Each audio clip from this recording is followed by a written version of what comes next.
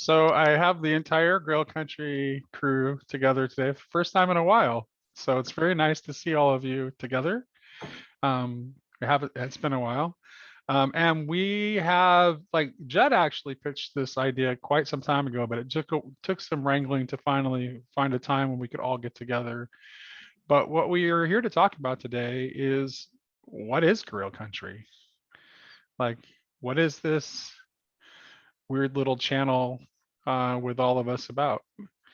And does anyone have any initial things that they'd like to say? I got a question. Yeah, sure. This was kind of what prompted the idea way back in the day, and I know I haven't been able to participate as much as I'd like, but Nate, I think the driving question behind this whole thing was, why did you start Grail Country?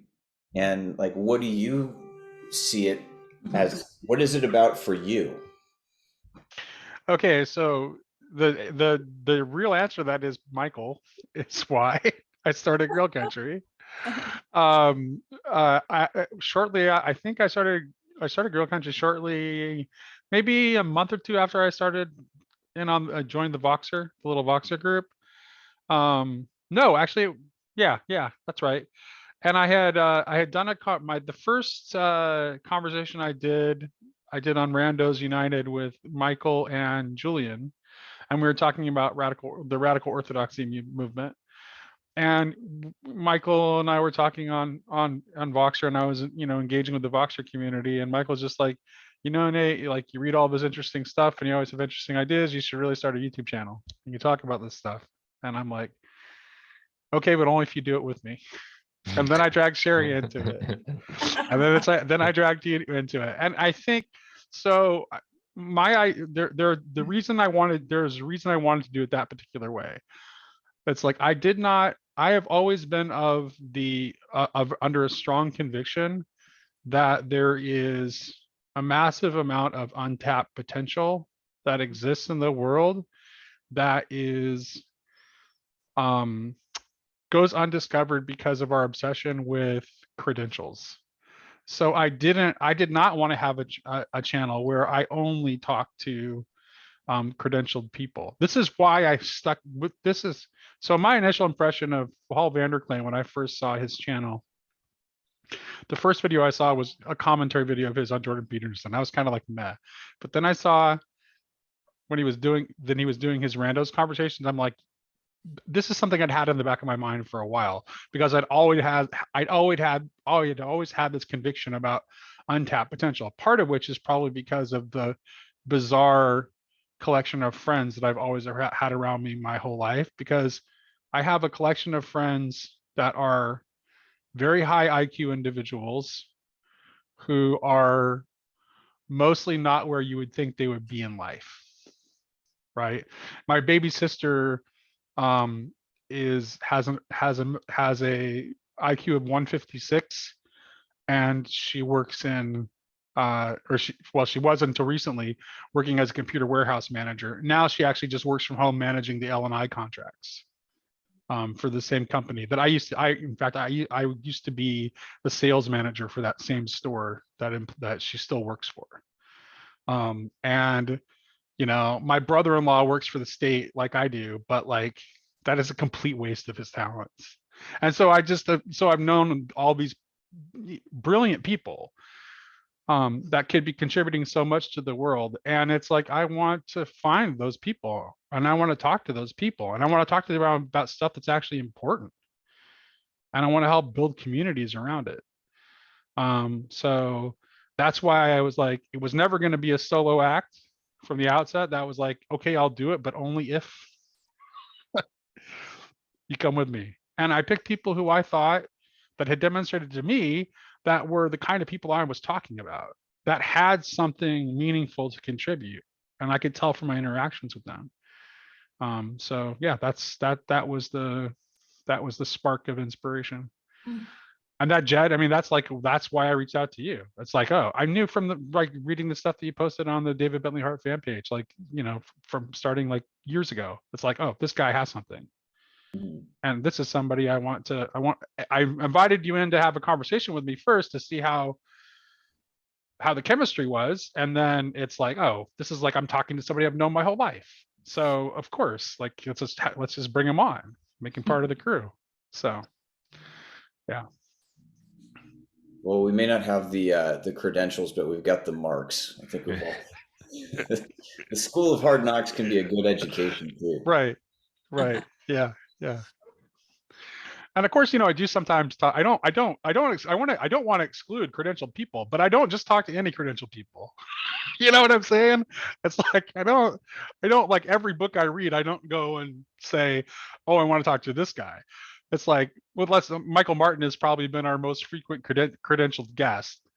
He's almost like he's almost part of the channel at this point because we've had so many conversations with him. He's certainly at least an adjunct member of Grail Country. But it's like I read one of his books and I had to start reading more of his books because it's like, oh, this guy is not thinking the same way everyone else is thinking. Like he actually is bringing new ideas to the table, and it's not just the constant. Like a lot of times, what intellectual conversations are just a constant debate of the same old crap over and over and over again, and that doesn't interest me. So Yeah, yeah. There's limited value in that. So right. Yeah, I'll chime in with just some basic thoughts I've had. I mean, like I think it's kind of difficult to put into words what it is that that the channel's about, because in some sense it is by its very nature ineffable. And but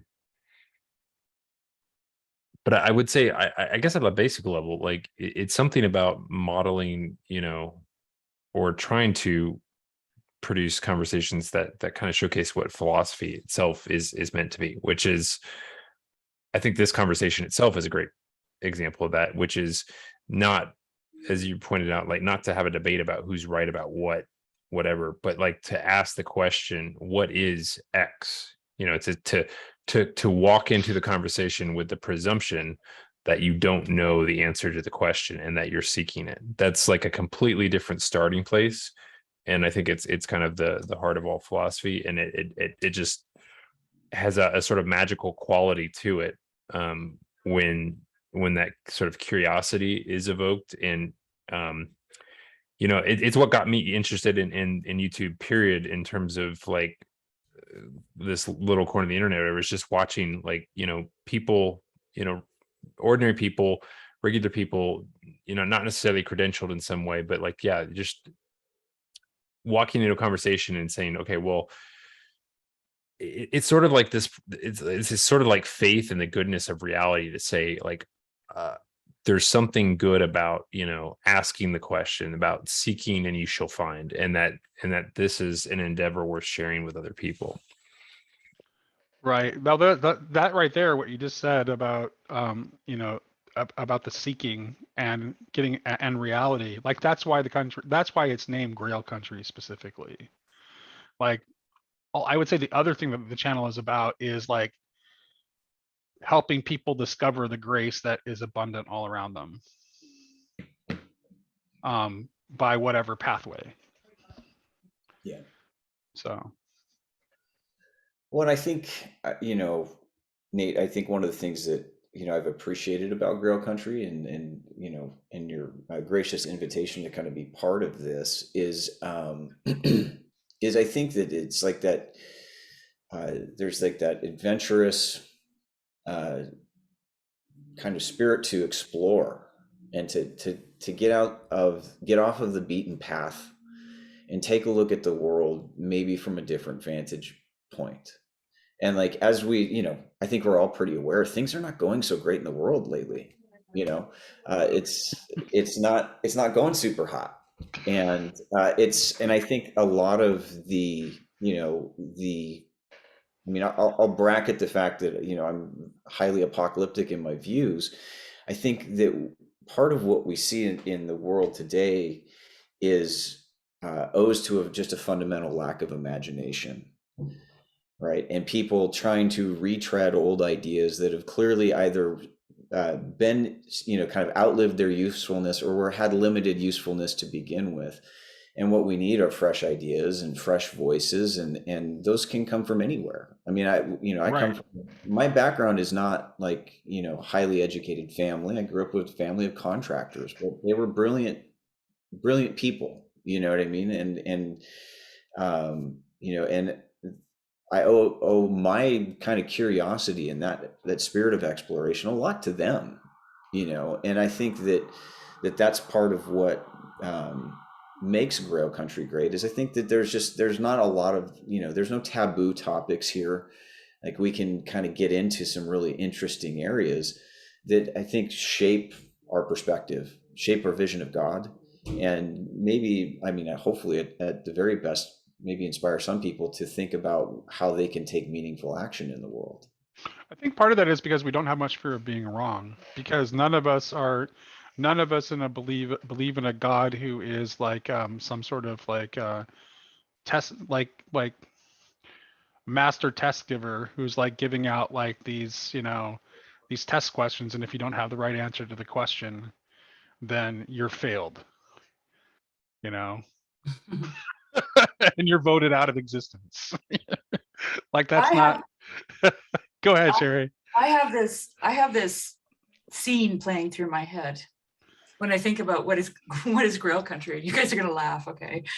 But I just finished watching The Terminal List. It's a series, and it's about Navy SEALs, right? And the first episode, they're in this, they've got this what do you call it? This mission to eradicate some guy, and so they come in from the water at the night, right? And then they cut out this grate of this giant sewage system, which is just perfect. And then they, the leader is in the front with his night goggles and his gun and, all his gear. And then the one guy puts his hand on the other guy's, on his shoulder. And then they all clap their hands on each other's shoulders, and off they go into the tunnel. And that's kind of, that's how I see Grail Country. For special forces. It's like, You Michael's have got no his hand on idea. Dave's shoulder. You have I got no my hand idea. on Michael's shoulder. We're just like ready to go, and we're wading through sewage. Oh my goodness, I love it, Sherry. You have no idea what level, the level of wish fulfillment that story provides for me, because when I was a young teen, I was always like, I like literally praying, because I was raised Pentecostal, literally praying that I would outgrow my asthma, because I wanted nothing more in life than to be a career military officer. Well, you're it. But, And now to top it all off, I have this great quote. I started re-listening to Lilith, and I never noticed this before in the story. And when I heard it, I burst out laughing. I don't know if you guys will get it, but here we go. An ancient woman in the village had told him a legend concerning a Mr. Raven, longtime librarian, that to quote, that Sir Upward, whose portrait hangs there among the books, unquote. Sir Upward was a great reader, she said, not of such books only as were wholesome for men to read, but of strange, forbidden, and evil books. And in doing so, Mr. Raven, who was probably the devil himself, encouraged him.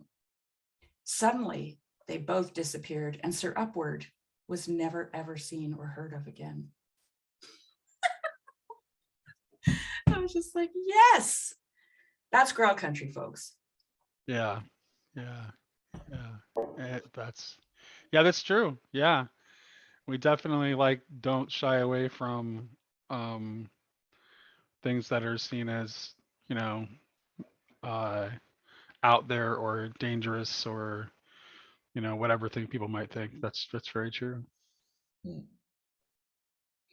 Well, Nate, how did I mean, maybe you've explained this in some other videos, but how did Grail Country come by its name? Oh, I've been obsessed with the Matter of Britain forever, and I thought it was the Grail. To me, like the Grail quest is the perfect metaphor for the resolution of the meaning crisis, especially since the Grail quest happens in the wasteland, right? So here we are, we're in the wasteland now. We're in the like modernity is in ashes, essentially, and we're out in the wasteland. So now is the perfect time to be out seeking the Grail. So that's why I was kind of like just immediately knew it needed to be Grail Country. Here's another thing too, like we talked about a long time ago, and I think this ties into, you know, what Michael said about seeking and what Jed said about imagination and what I said about, you know, Navy SEALs and sewage tunnels is courage. Mm. Yeah, We talked about courage, right. and that's also what Sir Upward did, right? He exhibited courage, and then and you know, his name says it all, right? Sir Upward. Hello, you know. Yeah. So there's something about courage that is desperately lacking in Christianity, I think. And to me, well, that Because I think is, it's because I think sometimes Christianity makes Christ too small. I think that's what causes the lack of courage, right? When you don't really trust that Christ gathers together all things, then it's easy to be timid, you know, and just like want to stick to this very limited vision of Christ that, you know, your particular expression and system has endorsed. I honestly don't know why courage is a problem, but what I do know is that in order to move further up and further in, you have to have it. Yeah. Like that's what the fairy tale is, right? That's what a fairy tale is. That's what the Grail story is. Right, because you need to see, because this is why I was like, okay, yes, that's right, exactly, because this is why I said it's about extra sacramental grace, because this is where I think that like the Richard Rowland and Jonathan Pajot's analysis of the Grail material was like kind of fell short, because the answer can't simply be, well, that the Grail just is the Eucharist. Like, no, like medieval people wouldn't have needed a symbolic representation of that. Like it was something that was completely familiar to them. Which is why I think Bulgakov's meditation on the Grail points toward a better understanding of what the Grail stories are really about, because the Grail is sought out in the world. So it's finding the grace of the sacraments, which are definitely, I mean, so the sacraments are part of it, right? The grace of the sacraments are there to be encountered in the world, because there's nowhere where God's grace isn't present. Well, here's a question, Nate, because I'm not actually Even in the darkest places, by the way, because the knights go out into dangerous, and a lot of them, most of them die of course in they the do. process of seeking it. You have to. So So like, this might sound really odd because I'm part of this group of, you know, on Grail Country, but I don't really know the story very well. but the Grail is the cup, right? For the Eucharist, and a cup or a dish, depending on the, but yeah. Right, but it's the chalice, right? It's where what happens? Transformation. Transformation, yeah, because it contains the blood of Christ. And that takes courage. I mean, we all know how difficult it is to be transformed. Yeah. It's terrifying. Super easy. I heard something once that is always... I got big plans now. I heard something once that has always stuck with me, that change is synonymous with pain, and that if there was no pain, there probably was no change. Mm-hmm. Yeah. I think that's true. Yeah. Right. And well, I think that the you know, the thing about courage too, and I think that there's kind of this two-pronged issue that goes with courage is like, I think it's really hard to have like genuine courage without a genuine sense of yourself. Mm-hmm. Right. I think that the lack of courage, or the stuff that parades as courage but is generally just stupidity, that you see in the Christian world today, flows fundamentally from a lack. People don't know themselves. Mm-hmm. they don't know themselves because, I mean, this is a broad accusation that's not true for everybody, because they don't know God, right? And so, Right. and so there's that self-knowledge, and the knowledge of God and the knowledge of self, and that's a constant theme in the mystics and the great theologians in the Christian tradition, right? Is it's a dialectical relationship between the two. But then there's the hard part, and I think it's difficult for anybody who at least begins to cross that threshold into awakening into self-awareness, right? Is then you are immediately faced with when you catch a glimpse of who you really are, then you have to make the decision of, am I going to live in a way that is coherent with that person, right? And you could say that, like, that person who exists in union with Christ. When you see who that person is, then you have to decide to live that way. And that is, that's the challenge that, obviously, I'm more sympathetic to that challenge because I know that one myself. But I think that a lot of times we can't even get to that place because people are so dislocated in our modern context from any real sense of even what the self is, and what it means to really have a sense of that, so that you can actually bring that out into the world in a meaningful way. Well, I it think involves, oh, sorry, Nate. it involves what, Sherry? It's kenosis, right? Yeah. Mhm. And Right. that's terrifying, because Mhm. that's letting go of everything. That's a total loss. Okay, so, and this would sound like a silly question to follow that up, but I had some friends that were listening to the channel, and we bring up the term kenosis all the time, and some people don't know what that means. What does it mean? Oh, it means it means a self-emptying. Yeah. So it's a making, essentially it's a making space. It's how God creates the world, right? That's how the like God, the world is like, the world is brought into being canonically by God making space for there to be an other than himself. I think, I don't know, maybe I have this wrong, but I think too that, I mean, you guys can correct me, but I get a picture of, like, we have a spring on our property that just literally bubbles out of the ground, right? And if you were to plug it up, if you were to have that image of this spring being plugged up, it's the kenosis is getting rid of that plug. And it doesn't stop flowing, right? I'm gonna Then put it the actually, I'm gonna put the Grail Country logo in the background yeah, behind us, because that's what I'm talking it's about, actually represented in the Grail Country right? So it's not like an logo. emptying. It's like it is an emptying, but it But proceeds it's an emptying from abundance, a bottomless source.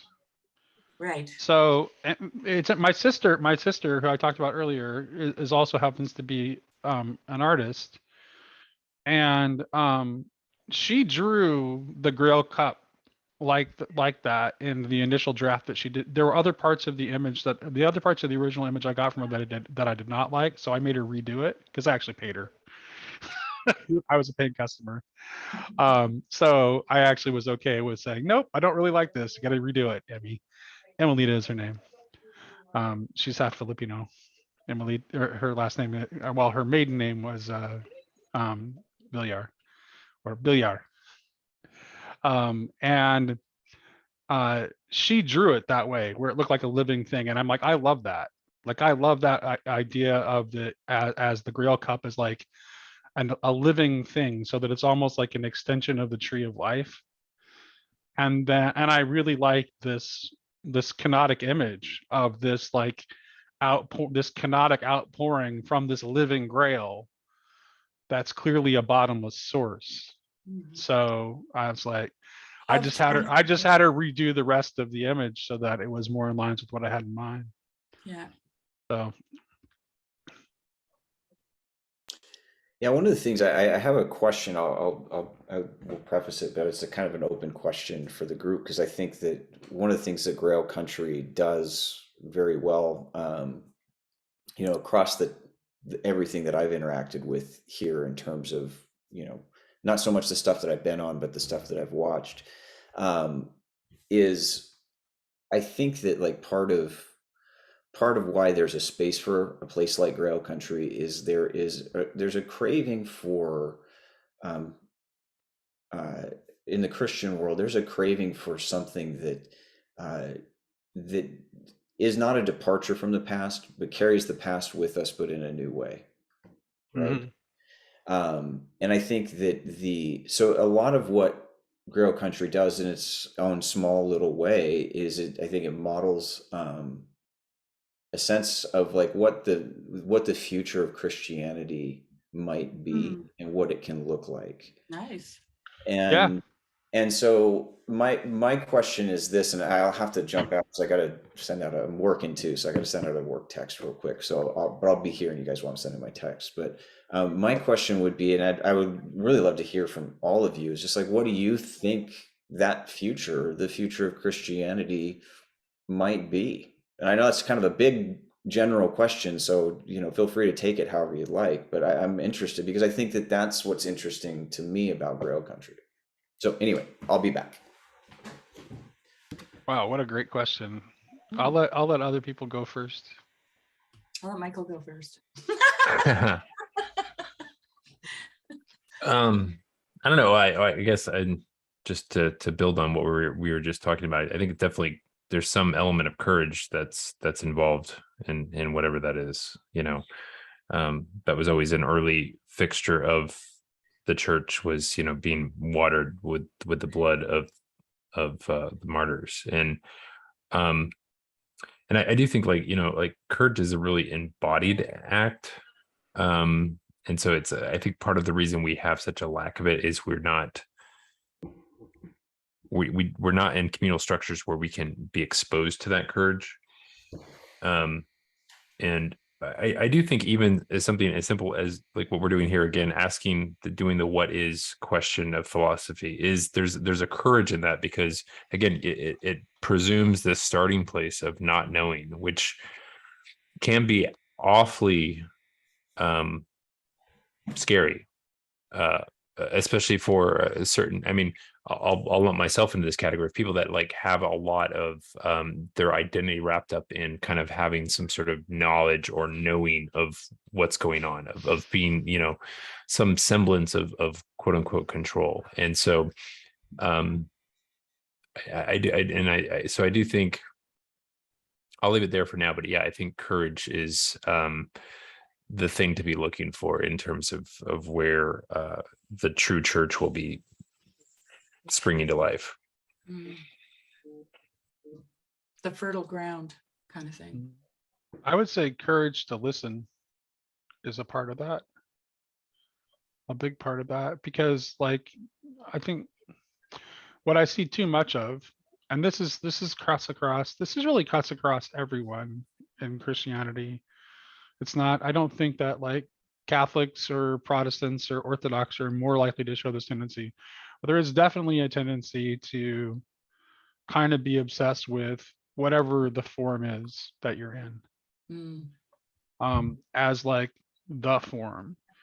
And I had this epiphany recently about the idea of, well, I've always, in terms of the Catholic Church, my conception of the church has always been that it's like, in terms of its telos, it's cosmic, right? So it's a cosmic entity in terms of where it's headed and what it is. And I think that's the most proper and true conception of the church. And what is best for the church of the future is whatever moves us most toward the realization of that ultimate final conception of the church. But apostolic, I don't know why I've been reading, I'm having Anthony Baker on Saturday after our conversation on Meditations on Matero to talk to him about his book Leaving Emmaus, and an essay he wrote about like why he's not quite a universalist but very close. So we're going to talk about his book, and we're going to talk about that essay. And it's not anything that he said in the book per se, but he talked a lot about this idea of witness and paraperformative utterances in his book. And that sparked something with me where it like just clicked, like, well, the meaning, what is the meaning of an apostle? Well, The apostle is a messenger. So an apostle is ultimately anyone who carries the message, Mhm. the true message. So anyone is potentially an apostle. Well, that's that verse. How beautiful, how does that go? How beautiful are the feet of them who bring good news. Right. Right. But to quote Paul, also they carry it in their bodies. Right. Well, this is what and the idea of the martyr is actually really close, because martyr means witness too, right? Mhm. So like this, there's which kind of gives like a little bit of a more nuance of the idea that the blood of martyrs is seed, right? Because we all, like anyone who's had an encounter of Christ is a potential witness, isn't a potential apostle. And when we cut off for arbitrary reasons to protect our systems, I think that the church misses something. So I think so I see the future church will be better at listening, and the better the church will have the courage to listen more, and the more courage it has to listen, the more the church will start to move in the direction of what it is intended to be, which is a body that participates in the recreation of the cosmos in cooperation with God. Well,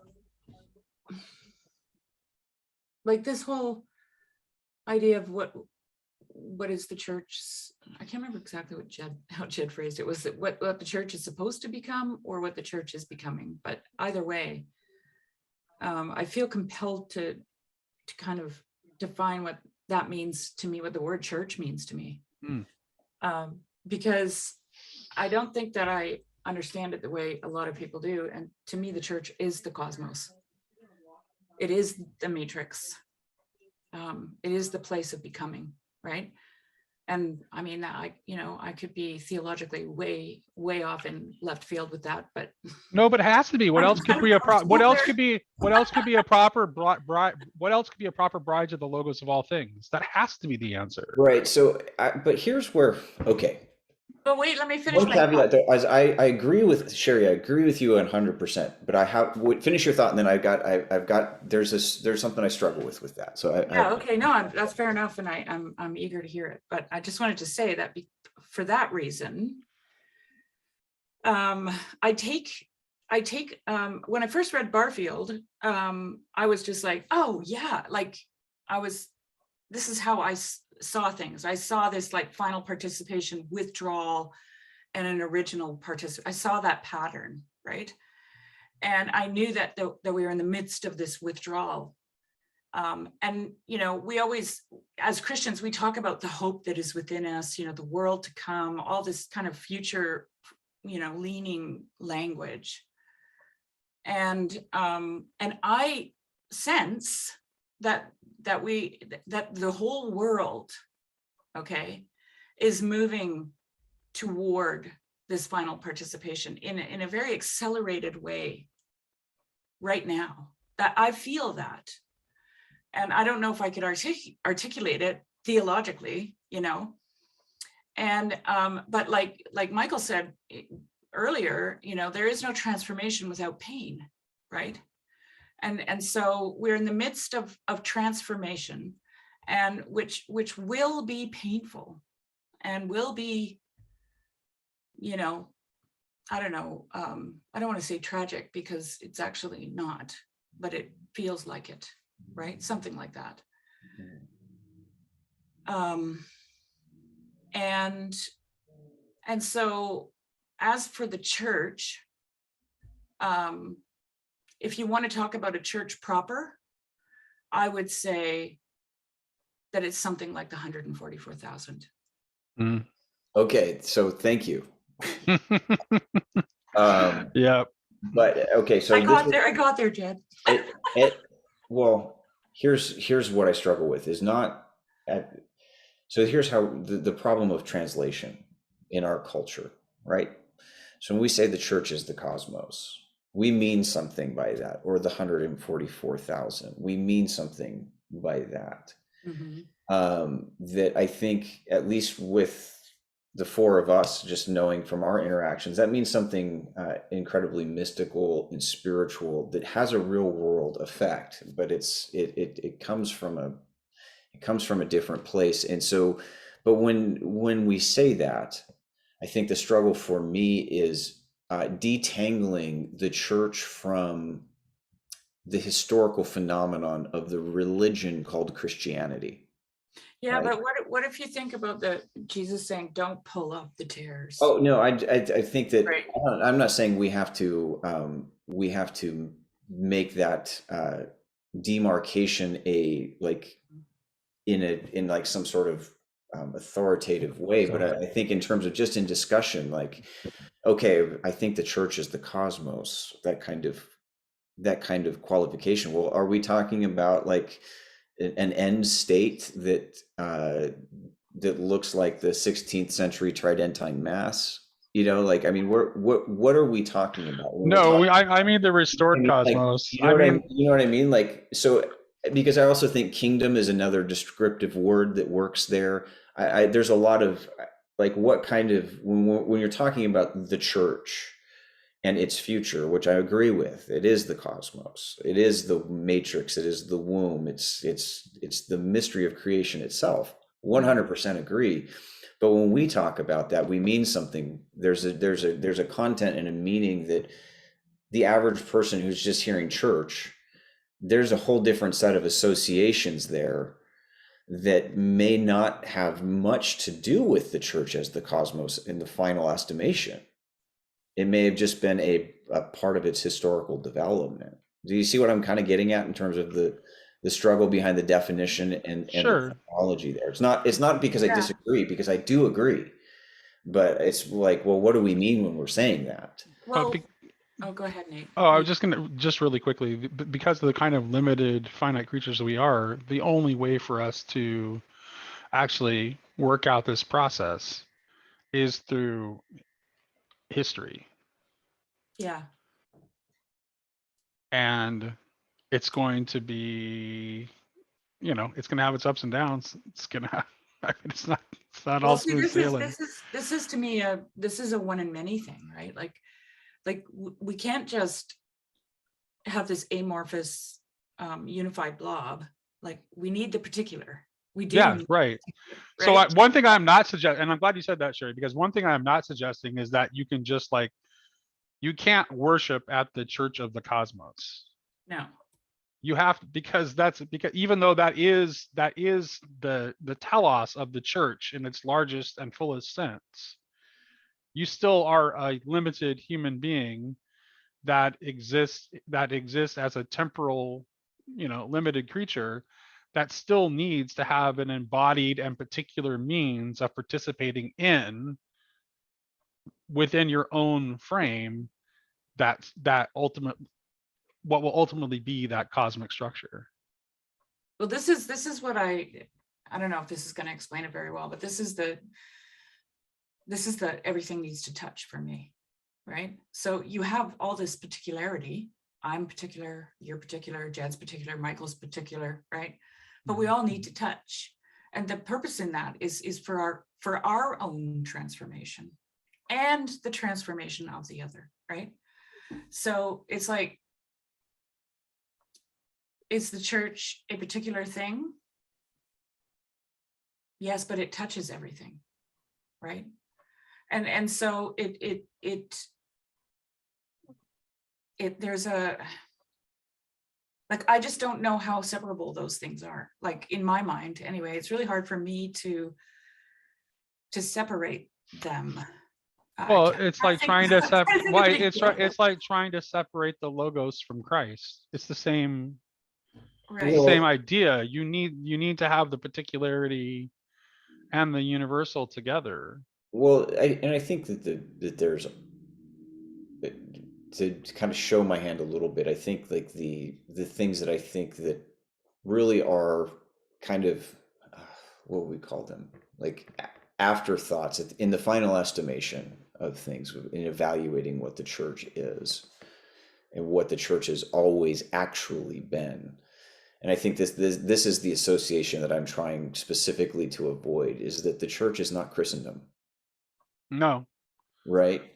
Christendom was a historical moment in time, right? That is basically, I mean, if there's anything left of Christendom at this point, is just like a lot of reactionary insistence on getting back to a past that never existed in the first place, right? And I'm not here to dunk on everything about Christendom. Like, there was so many good things that came out of it, but it was a historical moment. It was an episode in the history of the world, when the church is just bigger than that. It's more than that. And But it takes time for us to come into the realization of that. I and I think. think that yeah, I mean, you know, a fairly Hegelian view of history. So I don't, I don't think that, like, I think that Christendom in some senses was an inevitability, like it was a part of the development of Christianity. But there are things that there's certain things in the growth and the life cycle of any person, right? There are certain things that are maybe vital to your identity at one point in your life that really just aren't there as you grow and as you mature, and that fall off and that drop away as you grow further and further into maturity. And I think, like, my sense of, like, one aspect of, I think, something that is at the future of Christianity, but it's already always been there, is this interior move of that focus on that personal transformation that is real and that is genuine, right? And that isn't, like, it's not people putting on, like, nothing disgusts me more than false displays of piety. It's empty and it has no meaning, right? And so, to me, like, that future, it is one where the transformation is not just like an ascent to a certain set of externalities, but it's like, like Jesus's statements about, from him will flow fountains of living water. When you drink from the waters of life, it becomes something that flows out of you. And there is a difference when you encounter people where there is real life and it's abundant and it's in them and it's coming out of them. And I do think that, like, that's not ever been fully absent from the history of Christianity. Like, it's always been there. But I think in our time, like, we live in a time that's really, like, in terms of at least the visible church is in disarray, maybe more than it ever has been.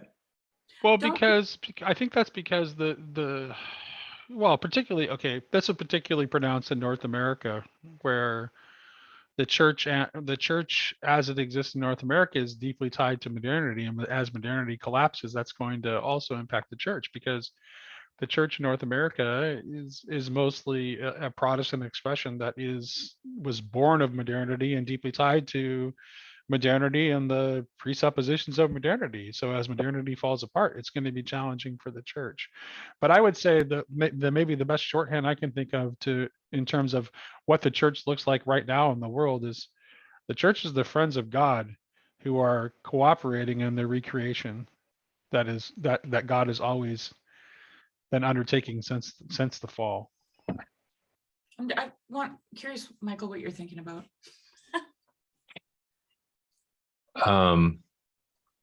Well, when he said friends of God, I that made me think of Job. But it seems to me like this is sort of Nate, you were talking about this obsession with form, which is the absolute kind of quintessential nature of the modern, that Protestant modern church, which is like, yeah, we got to get the form exactly right, which is why you have so many splintered groups, right? We're like, well, the form's not right there. We got to go over here. We got to get it better. And we got to make it. And that obsession with form is sort of, in a lot of ways, it's the opposite of courage. It's a need. It's a need to have control of the definitional language such that you can feel safe. And so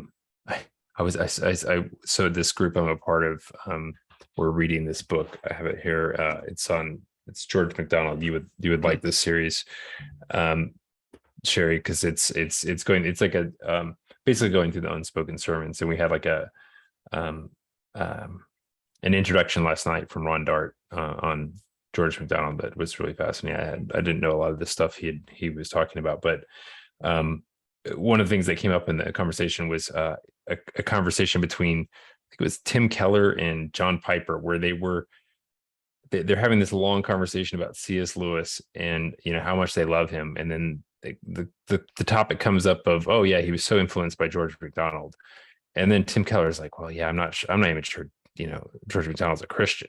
Yeah. He like, and it's like, which is so crazy. It's like, could you really, I mean, and I don't know, it's so weird. Like, you know, they're talking about their hero in C.S. Lewis, that who has written and said, you know, every word I write, you know, is in some sense an homage to my master MacDonald, and yet they don't see the disjunction there. And you know, so I don't know, anyway, but again, it's that obsession with form that causes you to have to draw these incredibly, you know, tight lines so that you can feel a sense of mastery of again, the definitional language that's being used. And it seems to me like the big thing that set Jesus apart, or like made him so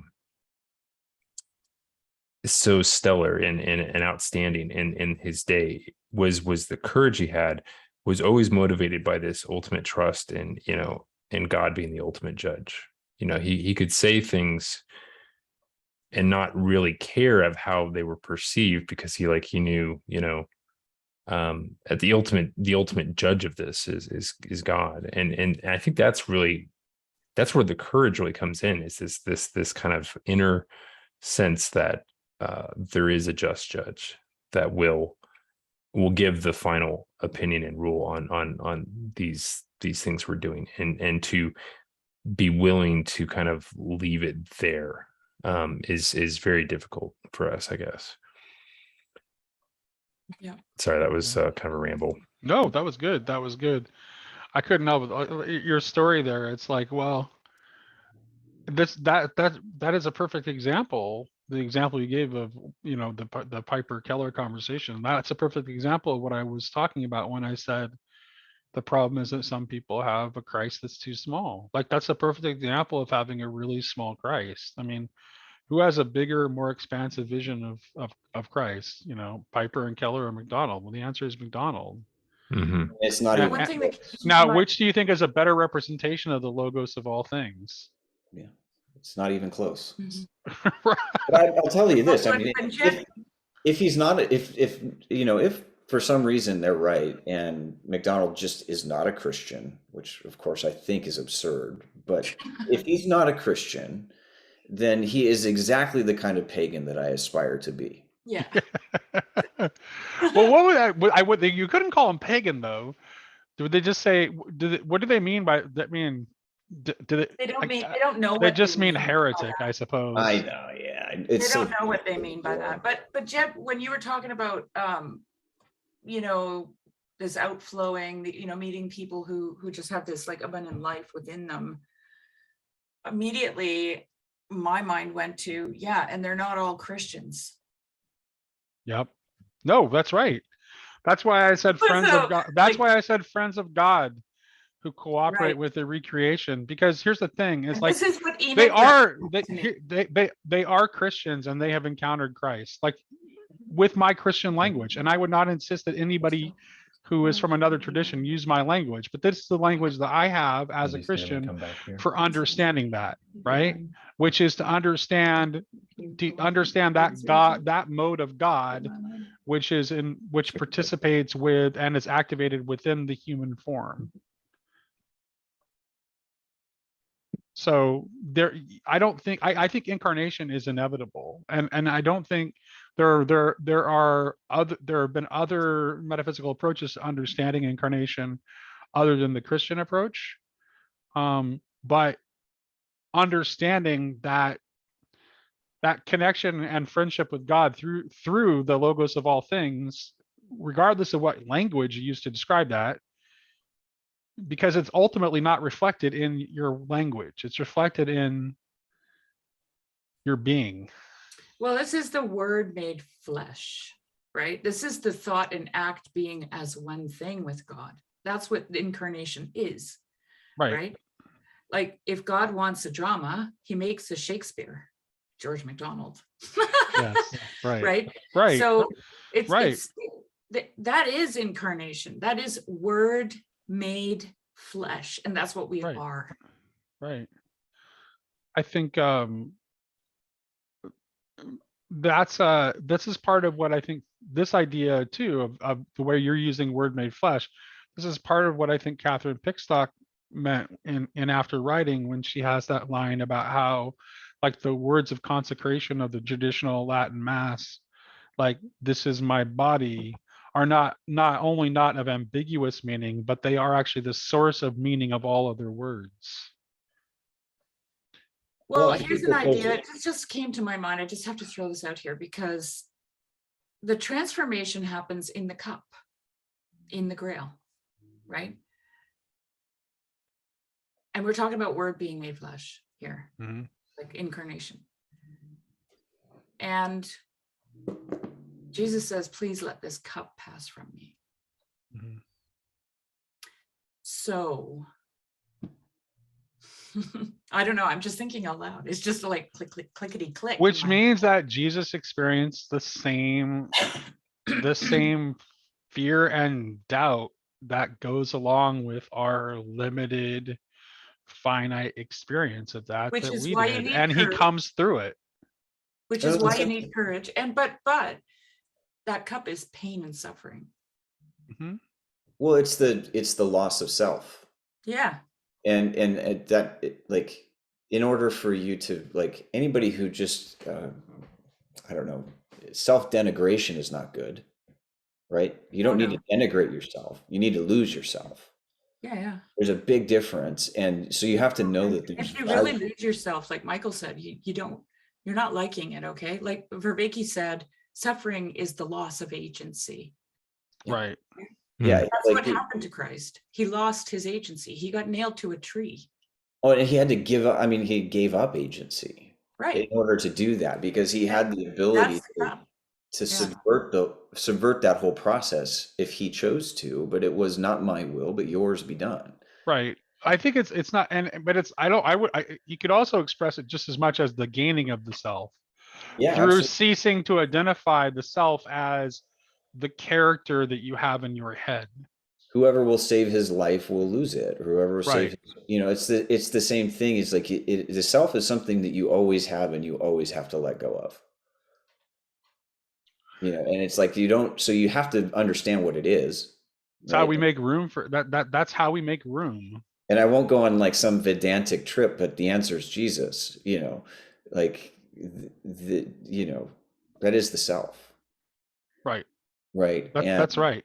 And I think that, like, that's where, so in a sense, I think the future of Christianity begins when we actually grasp our future. But there's Right. nothing unorthodox about that, Jed, because, like, what do you think it means to say that Christ is the new Adam? Right. Right. Yeah. I mean, it's like Christ's humanity is the same humanity that we possess, and we are called to become Mhm. little Yeah. Christ. Like, And that's each uniquely, and that resonates into the deeper harmony with the whole, right? And so it is the answer to, like, all these great philosophical questions of, like, the one and the many, right? It's Jesus. so. Just to put a neat little bow on this, I mean, this is what ultimately the encounter with the Grail is, right? Is the discovery Mm-hmm. that you are in fact mirroring that source. Well, here's a good way to end it. It's the way the book of Job is ended. Job says, I have heard of you, but now I have seen you. Right? That's it seems to me, and I'm totally wrapped up in the book of Job at the moment because I'm working Because you've through got it. that great series going on. But And Jess is not on Grail Country, but still great. Everyone check it out. Sherry and Jess doing a fantastic job with Job. but it's the forging of a human being in fire. Right. And of course, like we know, we Christians will say that it is a type of Christ. right? It is a type of Christ. But the reason we say that it is a type of Christ, because there is no other way to become a human being. There's no other way to become a human being. And there's no other way to get to the place where you not only have heard of him. How many people sitting in pews? I have heard of you. And how many of them can say, but I have seen you? And that, you know, that is why, and I'm going to get emotional here saying it. That is why I'm here.